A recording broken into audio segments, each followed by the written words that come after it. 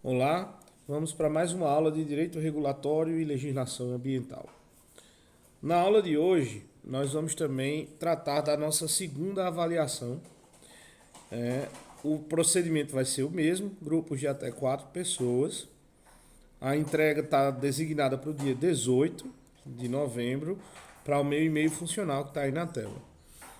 Vai ser o seguinte, vai ser um resumo, não da cartilha inteira, mas só de 2 capítulos, né, dessa cartilha de licenciamento ambiental do TCU.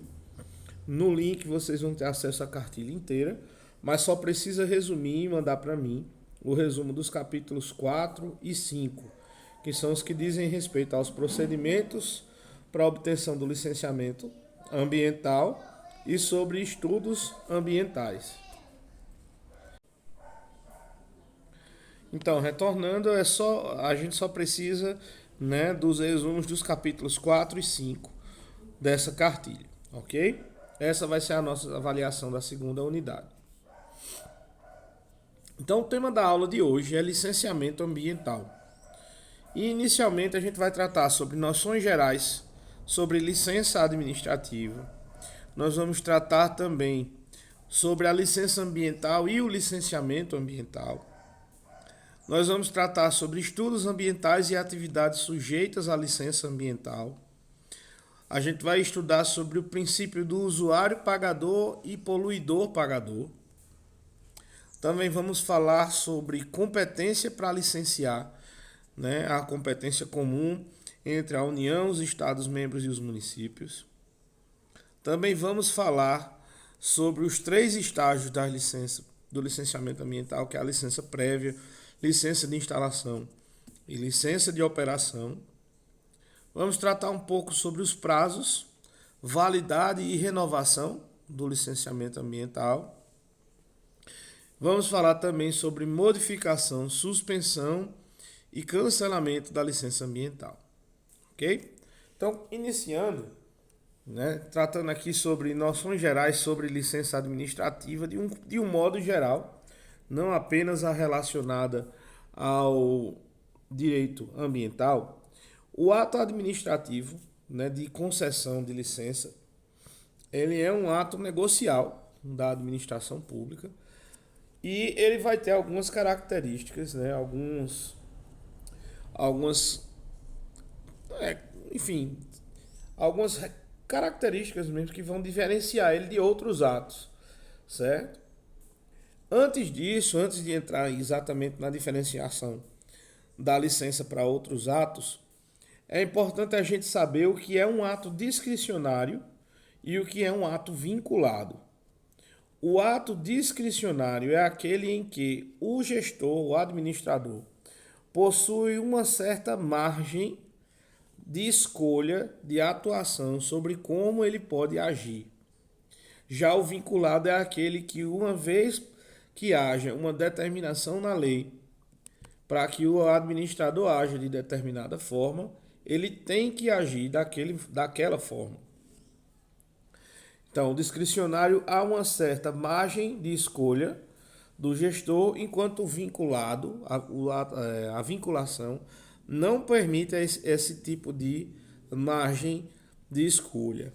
A própria lei faz a escolha e o legislador e o administrador apenas tem a atribuição de cumprir aquilo que a lei determina, certo? Então, os outros atos que eu estava mencionando é a permissão, a autorização e a licença, que é o objeto do nosso estudo. Esses 3 atos são atos que a administração pratica, né, no relacionamento com o particular, mas eles são 3 atos diferentes entre si. E para isso a gente trouxe essa tabelinha aqui, para a gente ver essas diferenças. Veja bem, a licença é um ato vinculado e definitivo, enquanto tanto a permissão quanto a autorização são atos discricionários e precários. O que é que quer dizer cada uma dessas coisas? Bem, o ato discricionário, a gente acabou de ver, é aquele que a administração pode ou não conceder dentro da margem, né, que ela tem para atuar. O vinculado não. Uma vez preenchidos os requisitos que a lei determina, a administração deve fazer aquele ato, deve agir daquela forma. Precário é uma coisa que pode ser cancelada, desfeita a qualquer momento. E o definitivo não, ele foi feito para durar. Então, se você consegue uma licença e por algum motivo essa licença não é obedecida, ela é cassada, ela é de alguma forma revogada, vai gerar um direito a você ser indenizado, né, pela administração. Já os outros não, por serem atos precários, a administração pode cancelá-los, sem gerar nenhum tipo de indenização para o particular. Então, olhe bem, a permissão é um ato administrativo em que a administração vai permitir alguém explorar um serviço público, né, explorar uma atividade econômica. Então há um interesse tanto do particular que procura a administração para obter essa permissão, quanto também da própria administração que gostaria que alguém fizesse essa função para ela. Então é um interesse concorrente. Na autorização, não, é privado. O particular procura a administração porque ele gostaria de fazer determinada questão e a administração vai ver se concede ou não. A licença também é um interesse privado. Quem vai procurar, né, quem vai dar início à realização daquele relacionamento é a própria pessoa, o ente privado, e não a administração, certo? Então, a permissão normalmente não tem um prazo definido. A autorização e a licença têm, certo? Você recebe o direito de fazer aquilo que você pediu por um prazo definido. Então, quais são os exemplos? Um exemplo de permissão é quando você quer explorar um quiosque numa praia, numa praça, né? Aí você procura a administração, dá entrada num pedido, né, no requerimento de concessão de permissão de exploração daquele bem. Exemplo de autorização é quando você quer fechar a rua da sua casa para fazer uma festa junina. Você vai lá na administração pública, né, formula o pedido e a administração ou concede ou denega, a depender da discricionariedade do gestor. E exemplo de licença é a licença para dirigir. Uma vez que o motorista, né, que o interessado preenche todos os requisitos, fez todas as provas, se submeteu a todos os exames e obteve, né, sucesso em todos eles, a administração concede essa licença. Certo? Isso é o que a gente entende pela licença administrativa. A licença ambiental, ela nada mais é do que um tipo de licença administrativa que vai ser procurada, vai ser concedida, né, para gerir o meio ambiente. Beleza? Então, continuando. O meio ambiente, que é o objeto dessa licença, ele é um bem de uso comum do povo. O que é que isso quer dizer? Quer dizer que o meio ambiente não tem um dono específico. Ele é do povo, no caso da população do país. Então, ele é de uso comum. O que é um bem de uso comum? É aquele que todos podem utilizar, né, sem existir, né, uma pessoa que seja proprietária dele. Então, por exemplo, o oxigênio que nós respiramos, ele é um bem de uso comum do povo. Certo? Esse bem pode ser utilizado de forma incomum. Como é que seria o uso incomum? É o uso com a finalidade econômica. Certo? E veja que também pode ser utilizado pelo particular. Quando isso acontece, quando um particular quer fazer uso incomum do meio ambiente, ele precisa dessa licença do Estado, que tem a obrigação de zelar, de manter, de gerir o meio ambiente. Então, toda vez que alguém quer fazer uso de um recurso ambiental de forma incomum, ele precisa da licença. Então, se para você respirar é o uso comum do oxigênio, ninguém precisa de licença, nada disso. Agora, se você quer pegar algum tipo de gás na atmosfera e de alguma forma engarrafá-lo para venda, para finalidade econômica, aí sim você está usando esse bem de forma incomum. E isso vai demandar um controle por parte do Estado, que vai ser através da concessão dessa licença. Como a gente viu, a licença é um ato vinculado do Estado, ou seja, preenchidos os requisitos ele tem que lhe conceder, mas você precisa preencher requisitos. O Estado não pode abrir mão, né, de conceder essa licença apenas após comprovar que esses requisitos foram preenchidos. O que é que diz essa resolução do CONAMA? Ela vai lá trazer algumas definições, dentre eles o conceito de licenciamento ambiental. Veja que licenciamento e licença seriam coisas diferentes, certo? Licenciamento era o procedimento administrativo pelo qual o órgão ambiental licencia a localização, instalação, ampliação, operação, tanto de empreendimentos quanto de atividades que utilizam recursos ambientais, consideradas efetiva ou potencialmente poluidoras, ou daquelas que, sob qualquer forma, possam causar degradação ambiental, considerando as disposições legais e regulamentares e as normas técnicas aplicáveis ao caso. Então, o licenciamento ambiental é um procedimento. Procedimento é um conjunto de atos encadeados logicamente com o objetivo de produzir um ato administrativo que vai ser exatamente a licença, certo? O licenciamento é o procedimento administrativo de produção, de concessão da licença ambiental. Olha só o que diz o inciso 2. A licença ambiental, veja que ela não é um procedimento, ela é um ato administrativo, é o final do procedimento administrativo.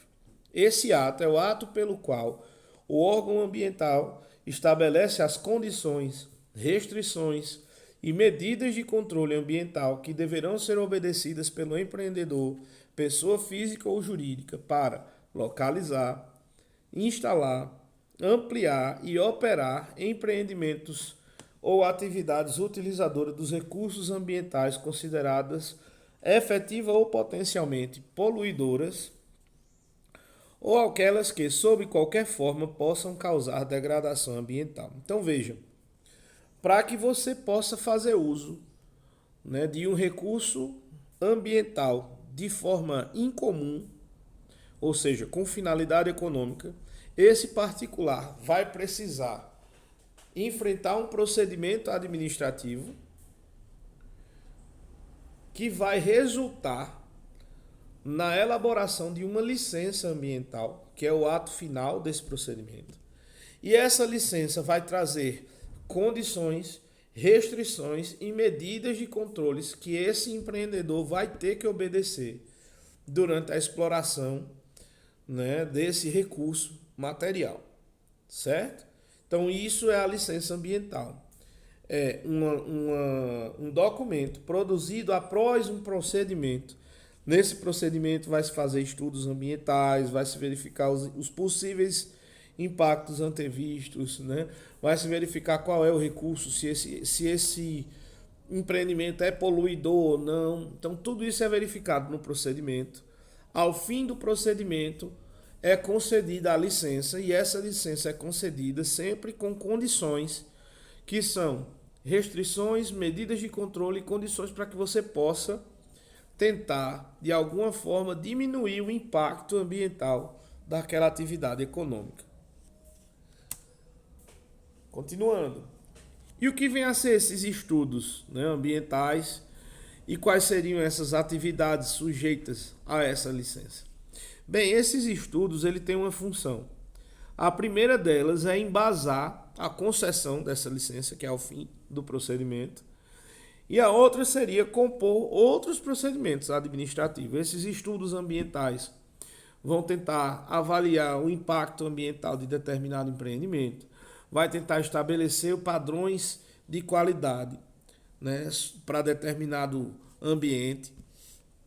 Então, esses estudos são estudos técnicos feitos por equipes multidisciplinares que vão tentar estabelecer exatamente aquelas condições e restrições, né, para que a atividade possa se desenvolver, ofendendo o mínimo possível o meio ambiente, que é um bem de uso comum do povo, certo? Então, dentre esses estudos, tem um, né, que merece um destaque, que é o estudo prévio de impacto ambiental, que a gente usa essa siglazinha EIA, que é estudo de impacto ambiental, que ele é obrigatório sempre, né, que o empreendimento tenha um potencial para causar uma significativa impactação ambiental. Ele é obrigatório. Ao fim desse estudo, é gerado um relatório, que a siglazinha dele é RIMA, Relatório de Impacto no Meio Ambiente. E esse relatório vai ser utilizado para estabelecer, né, as condicionantes lá na licença. Quais seriam as atividades, né, que estão sujeitas à licença? Primeiro, a gente vai ver dois fatores. Essa atividade está utilizando o bem, no caso de uso comum do povo aqui, o meio ambiente, os recursos ambientais, estão sendo usados de forma incomum. Se estiver fazendo uso de forma incomum, vai se perguntar, é preciso agir para prevenir impacto ambiental?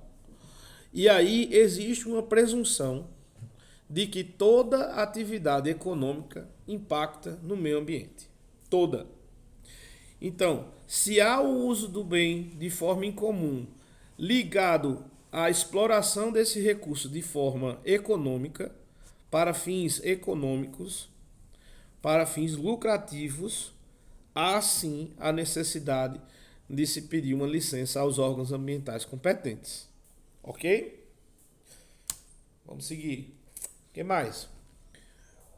Princípio do usuário pagador e do poluidor pagador. Veja só, lá no direito civil, que é uma disciplina que vocês não vão pagar, né? O pessoal do curso de direito é quem paga. Nós temos um princípio de que ninguém pode causar dano a ninguém, certo? Uma vez causado esse dano, surge um negócio chamado de responsabilidade, que é a obrigação de arcar com essas consequências desse dano. E o objetivo primeiro da responsabilidade, no âmbito civil principalmente, é restaurar a coisa ao status quo anterior. Então, por exemplo, se você bate num carro no trânsito, não é? Dessa batida, desse ato ilícito, vai surgir uma responsabilidade para você de restaurar o status quo anterior, que qual era? Era o status em que o veículo da pessoa, da vítima, não tinha nenhuma avaria. Então, quando isso é possível, deve-se buscar esse tipo de resolução para esses casos de dano. Mas existem casos em que não é possível se retornar ao status quo anterior, certo? É o caso, por exemplo, dos danos contra a honra lá no direito civil, né? Porém, nesses casos não se fala, né, em restituir o status quo anterior, se fala em indenizar, né? Se fala em de alguma forma compensar o dano sofrido com o pagamento em pecúnia, dinheiro. E aqui é o mesmo princípio, não é? O dano ambiental não é um dano que se possa reparar. É muito difícil de se retornar ao status que a natureza tinha antes de sofrer algum dano. É praticamente impossível. Diante disso, né, formulou-se esse princípio do usuário pagador, poluidor pagador, que ele vai dizer que, na verdade, são duas formas de se tentar diminuir um impacto ambiental, ou coagindo esse usuário ou poluidor a tentar atuar de maneira menos invasiva no meio ambiente, né? Ou de tentar, do mesmo jeito lá do direito civil, de alguma forma compensar, né, o uso de forma que gerou um dano, compensar a vítima. E quem seria a vítima aqui? A população. Então isso aqui é uma maneira de fazer com que essas pessoas que utilizam um bem de uso comum do povo sejam né, de alguma forma, obrigadas a compensar pelo prejuízo que eles causam ao meio ambiente. Certo? Então, veja, é estabelecer um preço pelo uso incomum do bem ambiental. E esse uso incomum, quando não gera uma poluição, né, de uma poluição significativa, né, a gente diz que esse causador é um mero usuário pagador. Certo? A ideia é de que não se pode admitir que um particular use o bem comum geral de forma egoísta e ainda assim enriqueça gratuitamente às custas do prejuízo que causou para o outro. Já se esse empreendimento, além de se tratar de um uso incomum, gerar uma degradação ambiental, vai se entender que na verdade se está diante de um poluidor pagador e ele vai ter um prejuízo maior, vai ter que pagar mais para poder continuar explorando esse recurso, né, em troca da poluição que produz. Não quer dizer que, então eu vou, já que basta pagar, eu vou pagar e fazer o que eu quiser. Pode dar a multa que vier que eu pago. Não funciona bem assim. Isso é uma maneira de diminuir o impacto, mas não é uma autorização para que alguém pague para poluir. Não é assim que funciona, certo? O poluidor, além do uso incomum, degrada o meio ambiente, então vai se tentar internalizar na exploração econômica dele essa degradação ambiental, vai se tentar fazer ele de alguma forma reparar esse meio ambiente ou compensar pelos prejuízos que ele causa, certo? Então vamos aqui para a competência. Uma vez que eu sei que eu tenho que fazer a minha licença, quem é que eu vou procurar para tirar a minha licença? Eu vou procurar o órgão do meio ambiente da União, o IBAMA. Eu vou procurar o órgão estadual, né, lá a SUDEMA, ou eu vou procurar o órgão municipal. Então, vamos ver o que é que a legislação fala sobre isso. O artigo 23, inciso 6º da Constituição Federal, vai dizer que é competência comum da União, estados e municípios proteger o meio ambiente e combater a poluição em todas as suas formas.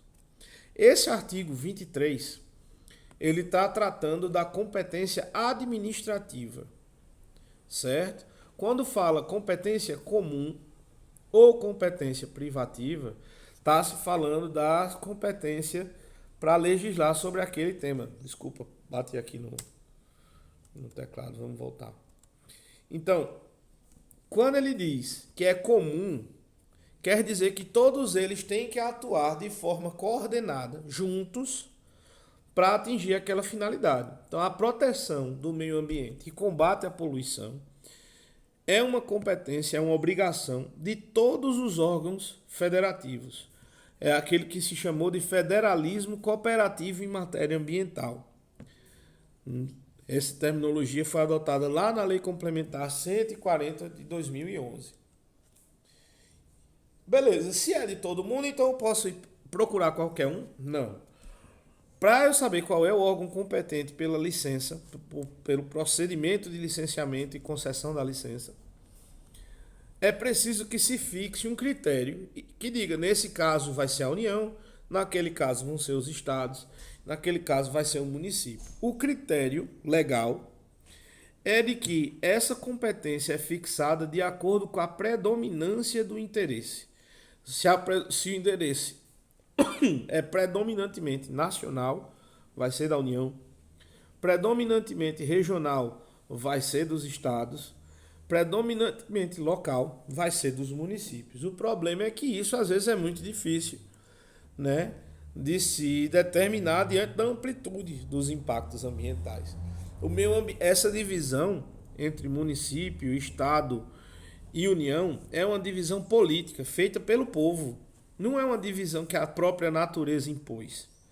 A natureza não tem linhas. Essas linhas no mapa quem pôs foi o povo. Então o que é que acontece? Vamos supor que determinado empreendimento fique na fronteira entre dois municípios. né? Ele vai atuar no município de Campina Grande e no município de Queimadas, por exemplo, que são municípios vizinhos. Então eu vou fazer o meu licenciamento em Campina Grande. Não. Eu vou fazer então em Queimadas. Não. Quando ele está envolvendo dois entes paralelos, a gente vai para o ente acima. Então, por exemplo, se eu tenho um empreendimento que engloba dois municípios do mesmo estado, o órgão competente vai ser o estado daqueles municípios. Se ele fica entre dois estados, o órgão competente vai ser a União. Dois ou mais.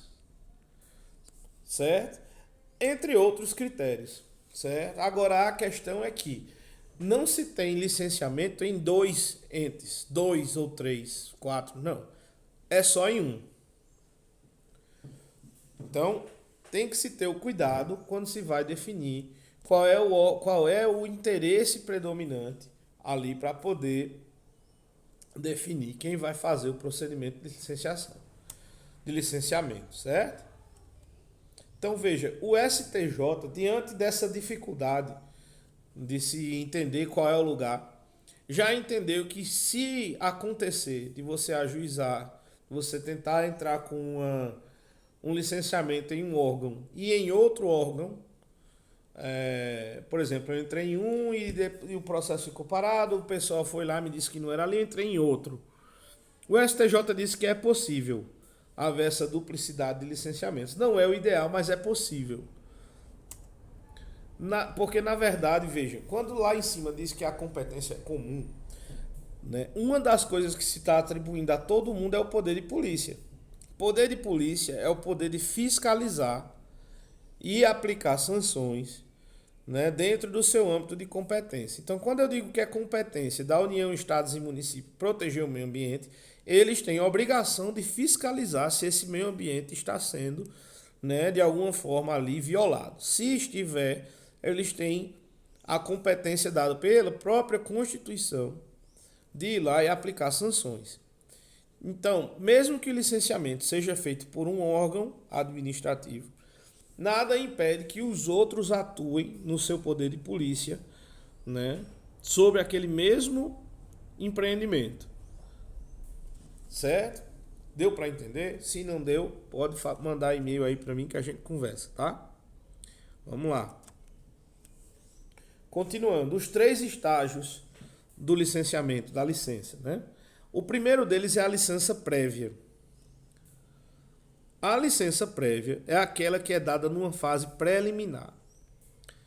No direito, quando a gente fala em preliminar, a gente está querendo dizer que é uma coisa que é dada no começo, no início, né? Perto do limine, ou seja, perto do começo. Então, logo no começo, pode-se emitir essa licença prévia.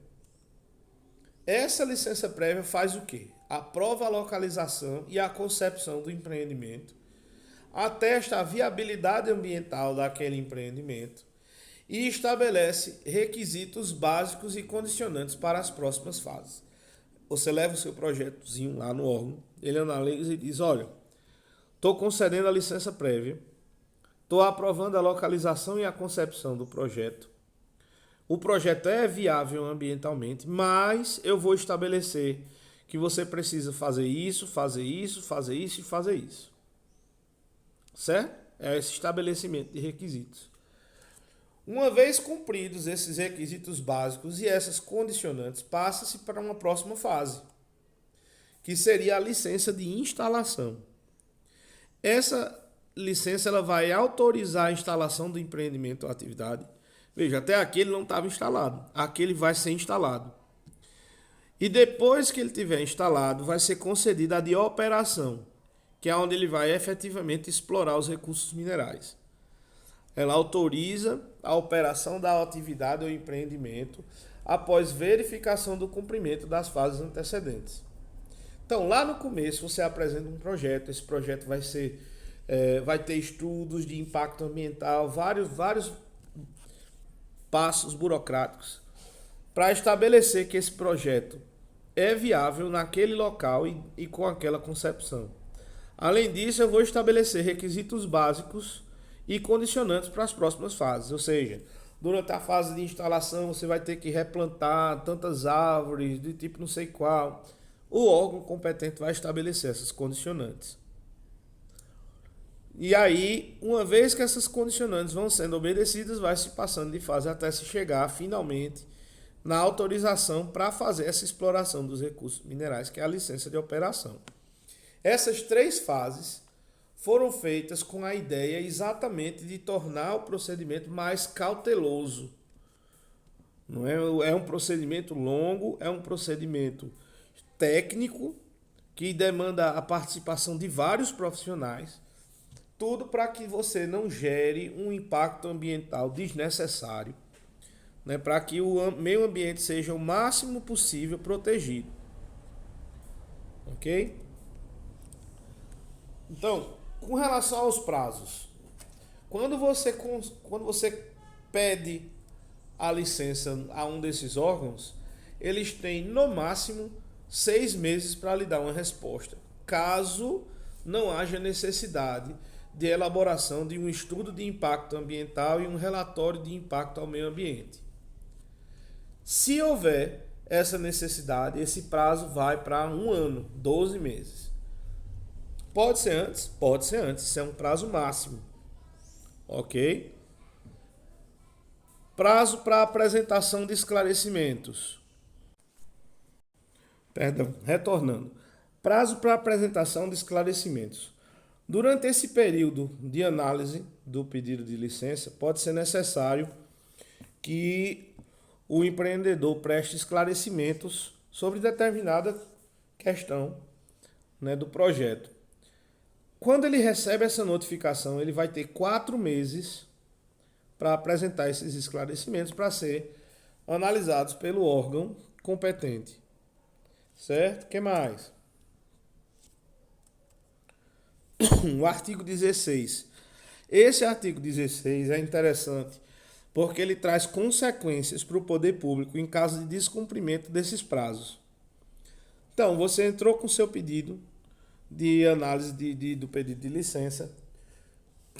Esse pedido precisava do estudo de impacto, tudo certo, mas já faz mais de 12 meses. O que é que isso implica, né, para o poder público? Primeiro, não implica autorização tácita para você começar a próxima fase do empreendimento.